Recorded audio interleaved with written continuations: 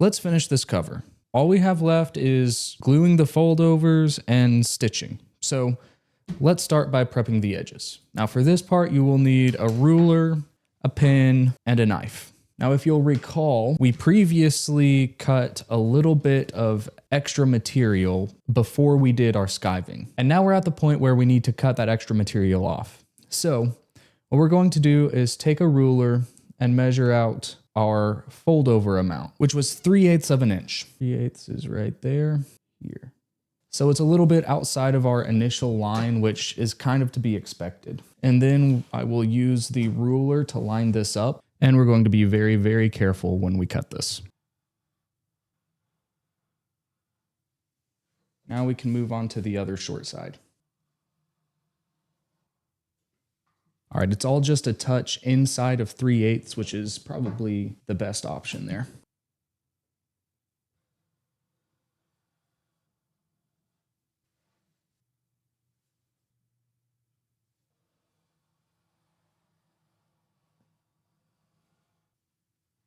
That's all 4 sides done. But now that we've shortened these a little bit, we have to re-radius the corners.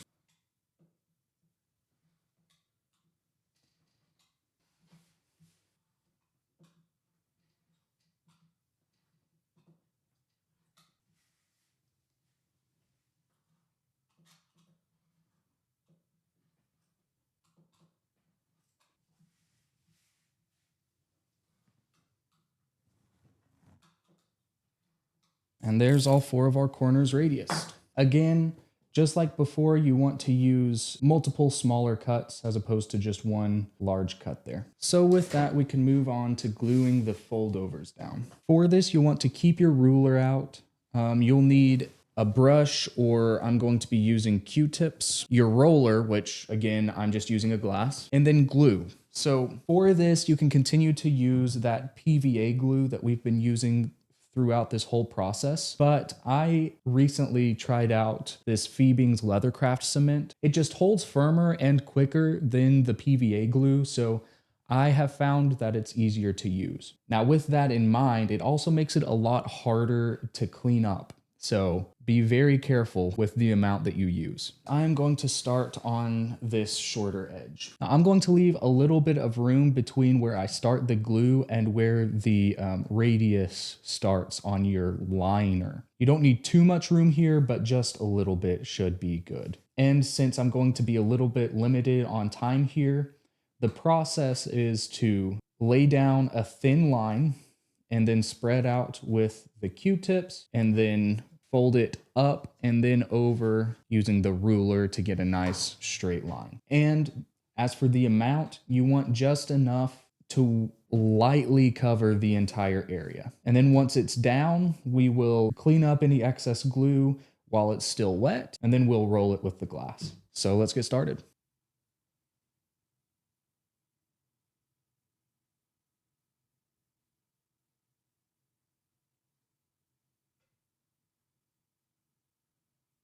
And even that's probably a little bit too much. I'll go back over this with the dry side.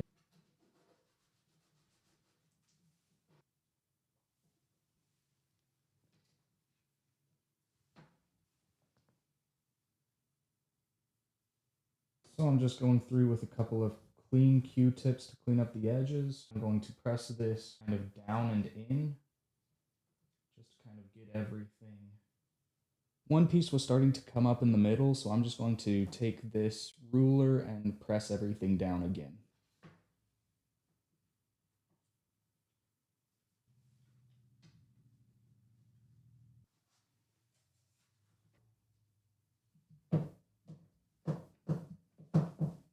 All right, so there's our first side pretty well done. Now I'm going to just go ahead and do the other side.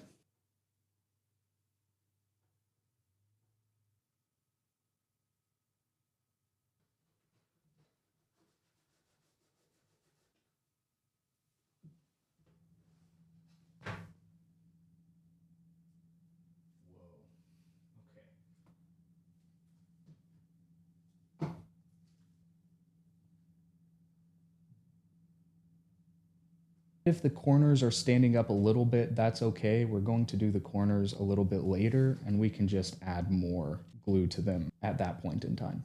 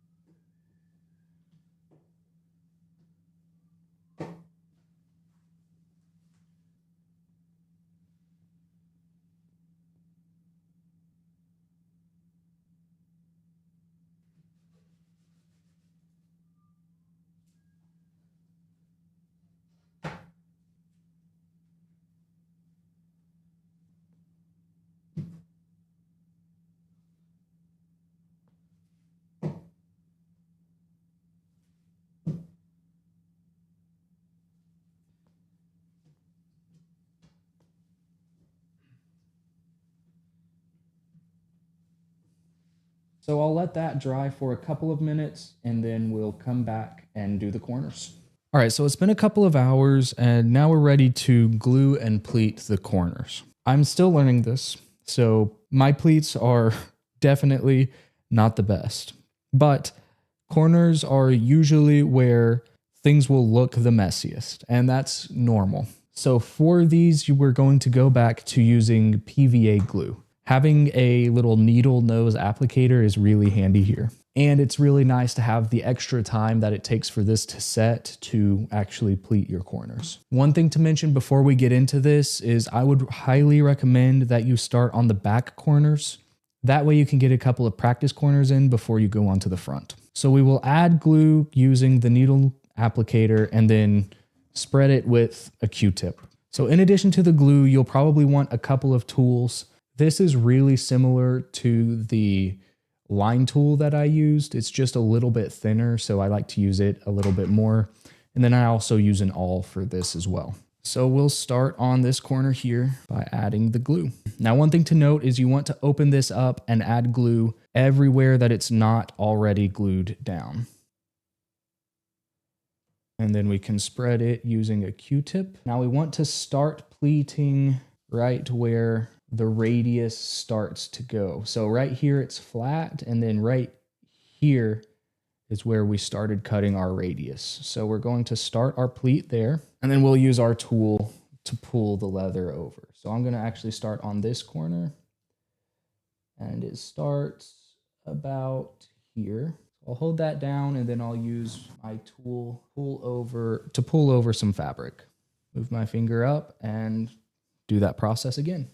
And this is where having the awl can kind of come in handy. You can kind of hold everything in place and use the awl to manipulate everything right where it needs to be. And I'll kind of use this glass to push everything in, and I'll use my ruler. With that one out of the way, let's move on to the next one, and I'll see if I can get them a little bit smaller this time around. One thing that I would like to note here is I have seen some people use a knife for this step, and I did try that once, but it ended with me slicing my finger. Not terribly, but bad enough that I didn't want to do it again. If you see people doing this with a knife, I would not necessarily recommend it. I think that might be one of my better corners that I've ever done. Make sure that you just clean up the glue as you go, if you can. And you can always kind of straighten these out using your awl. I like to kind of use the awl to push the fabric in and make sure that it's fairly tight. And if I just use this now, I guess I haven't explicitly been saying this, but I'm using the ruler to kind of tap in the curve and then using the glass to just kind of push in the sides once they're done.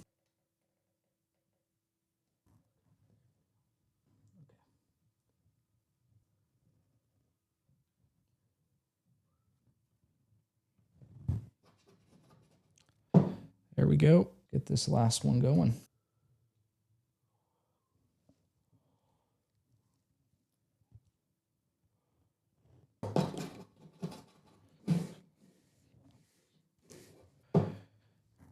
So now that all those are done, we'll need to let that dry completely before we can move on to our next step. So now that the foldovers are done and dry, we can begin stitching the cover. For this, we'll need our ruler, our line tool, stitching chisels, and a mallet of some sort. This is like a baseball glove mallet. They make specific leathercraft ones, but anything that's not metal pretty much will do. So we need to start by marking the line we will follow for our stitching chisels. Now, for this process, I like to measure. I've seen plenty of people who will just eyeball it and it turns out amazing.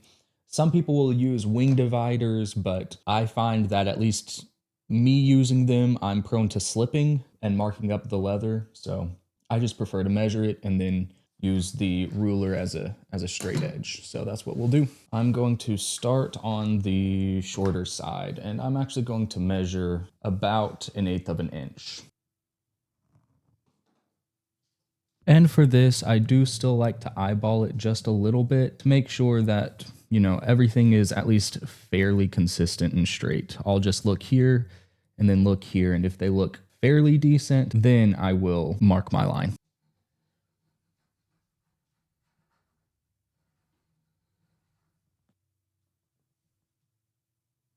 On this side, I think it is kind of bowed in a little bit in the middle. Because that is the case, I will probably measure 1/8 of an inch here and then do a smaller line right here.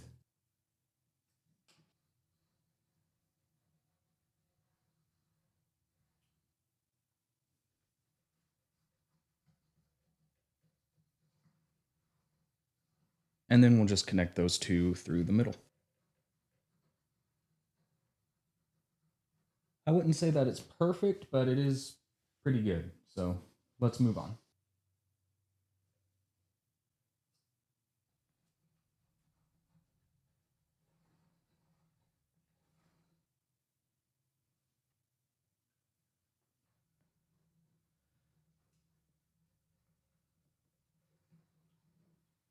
All right, so now we have our lines to kind of help guide us through the process of chiseling. Now I'm going to grab just this mat that I have and just throw it under the cover real quick. So we'll grab our chisels and mallet to punch our holes. We want the holes to go through our fold over. I've had it happen a couple of times where the chisels missed this fold over and ended up going through just the liner instead. That may happen on your first couple of rebinds, and that's okay, but you know, we just want to aim for not doing that. And the way to do that is to, well, one, get these foldovers long enough. That's why I prefer 3/8 instead of 5/16 foldover. And the second way is to make sure that your chisel is at a perfect 90-degree angle when you go to punch your holes. Now, as for chisels, these are a 4mm chisel. I hope to get 3mm at some point. That's probably what I would recommend, and it's what is recommended by like Expedite Bibles and other people who hand stitch Bibles. But again, we're going to start on the back of the cover. So that will be this side. I'm just going to start right here. This first chisel is the one where you need to be very careful about making sure the first and the last are both inside of that line. So when you're chiseling, you do not need to send the chisel all the way through your leather. You just want the slightest bit. After you've done one chisel, you're going to use the last 2 holes and put the chisel into those. And then you're going to put the last prong here onto the line that you just made. And that just kind of helps keep everything lined up and consistent. All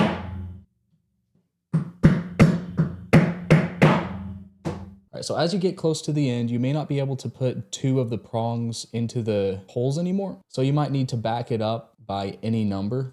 And that's okay. If you want to do just 1 at a time, making 1 extra hole at a time, then that's perfectly fine as well. Just be careful not to go too far so that you get way too close to the edge of your corner here. Once you get to the corner and you need to start curving the chisels in, that's when you want to use a 2-prong or 2-teeth one. And also be careful because the less prongs you have, the easier it is to punch through the leather. So if you switch from a 6-tooth one like I have here to a 2, it will not take as hard of a hit or as many hits to get through the leather. So with this, I tried to just follow the curve as best as I could. There may be one that's a little bit out of place, but I don't think you will really be able to notice it all that well once you get to stitching. So with that, I will switch back to the biggest chisel I have and get back to work. And usually in the corner, you can kind of go off the radius right here just a little bit to make it fit. At least that's what I did in this corner. It's not perfect, but it'll get the job done, I think. And that's also why I started in the back, is because now this back one is a little bit off as opposed to the front corners. So with that, we can put away our chisels and we can start focusing instead on stitching. So this is my little, I guess, stitching box. It's just a tackle box. For this, you will need needles. You'll want needles that are a little bit bigger than normal, like hand sewing needles probably. You will need thread, obviously, and you'll need a stitching pony. So to get started, you will want to choose the color of thread that you want. There are a number of options. I have green here just because the first couple of rebinds I did were green and I wanted something to match. But since then I've gotten a couple of more neutral colors from, I think this is Rocky Mountain Leather. Yeah, this is Venimo MBT thread. And for this particular rebind, we are going to use this really light color. So this is the color Rapunzel. The person I'm making this for wants something that will be lighter on this. I don't know that I would call this a dark leather, but it's not a super light leather either. Now for the length of this, I like to use a little bit over my wingspan. This will not be enough to do this whole thing in one go, but I'm okay with stitching this with 2 pieces of thread. If you have it just a little bit longer than your wingspan, it'll just allow you to stitch a little bit quicker. And grab 2 needles. So now we get to the point where we thread the needles. So I like to thread the eye of the needle, make sure it's actually in there. And then you want to, if you are able, try to pierce through the thread and then pull it down.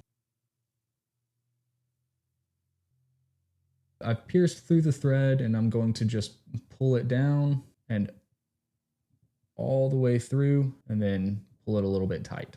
Now don't pull too hard on this because it will still break, but that's the general idea. And you're going to do the same thing on the other side. You do need 2 needles for this. It's not just 1, but you do the exact same process. So we have that threaded and now we can bring in our stitching pony. Your liner will be facing away from your dominant hand for this. As for where to start in terms of where to initially put your needles through, what I like to do is kind of try to line up the center with the needle. I know that I'm going to do either 2.5 or 3.5 back stitches. So 2.5 back stitches would mean there would be 3 loops that are doubled. And that works out really well if your center line is between 2 holes. So what I do is where I punched through the cover, I'll go forward by 2, the 1, 2, and that's where I'll put my needle through. So I'll walk you through the first couple of steps, then I'll probably just cut because this takes a while. Even though it takes a while, it's a little bit time consuming, it's a very easy process and I highly encourage you to try it out. So you want to have your needles even on either side.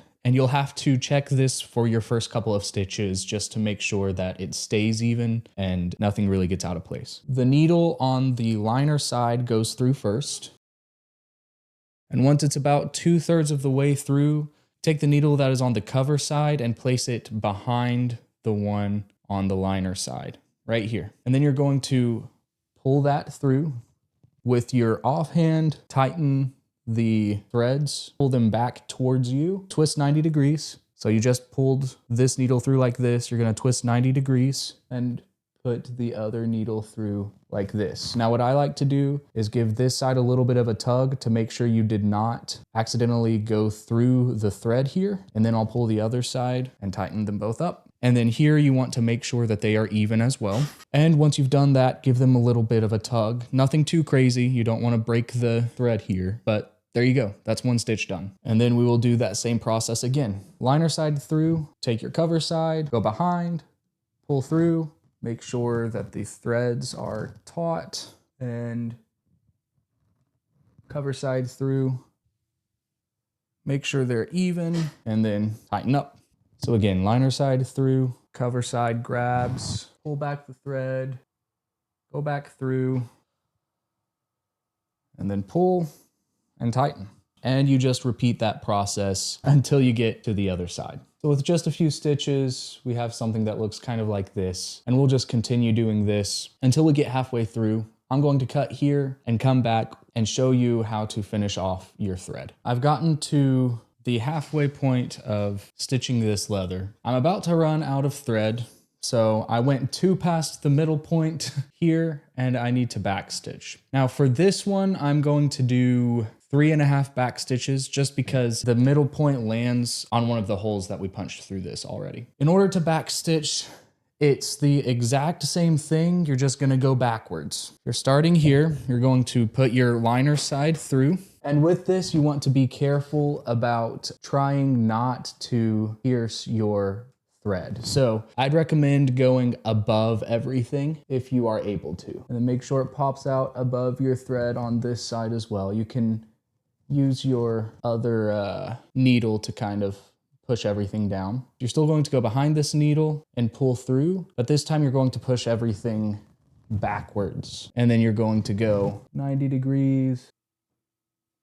Once again, I'm going to tug on this to make sure I didn't pierce through it, and we're good.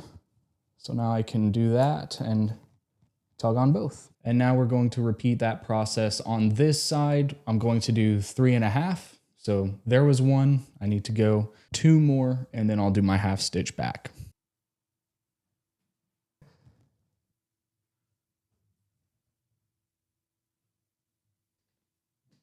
So there we have our 3 back stitches, and now we need to do the half. So that's taking the cover side and putting it through to the liner side.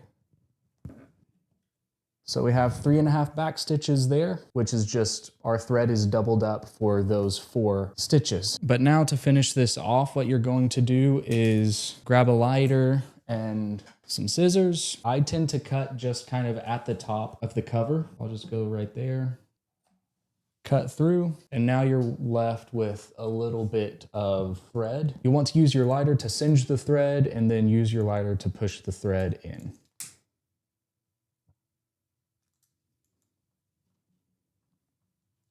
So there's that one piece of thread done. And now we can move on to the next piece of thread. And then to get the next section started, we'll do the exact same thing. So I'm going to put this back and we will just start our thread right where we left off of the previous one. So it needs to go in that same spot. And again, we will make sure that it is fairly even on either side. And once it is, we'll start our process all over again. All right, so I finished stitching everything except this last stitch right here.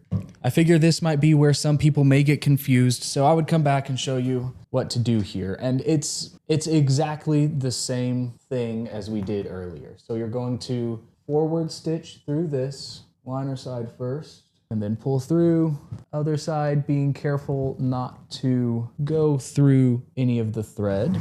So we've now done that and we can do our back stitches now. So again, we're going to start on our liner side, go through the top, go behind, push forward instead of backwards, go through one more time, pull to make sure you didn't accidentally go through the thing, which I did, but that will be cut off, so it's okay. And there's one back stitch, and then you do the exact same thing again. So there's the 2 back stitches out of the planned 2.5. So we'll thread this needle through one more time. Pull it just ever so slightly, grab your scissors to cut the thread, and that's a little bit too much. And take our lighter, singe the ends, push them down, and there we go. That is the result of our back stitching. And with that, the cover is finished. We only have one video left where we will case the text block and add the end sheets. So thank you for watching, and I hope to see you in that video.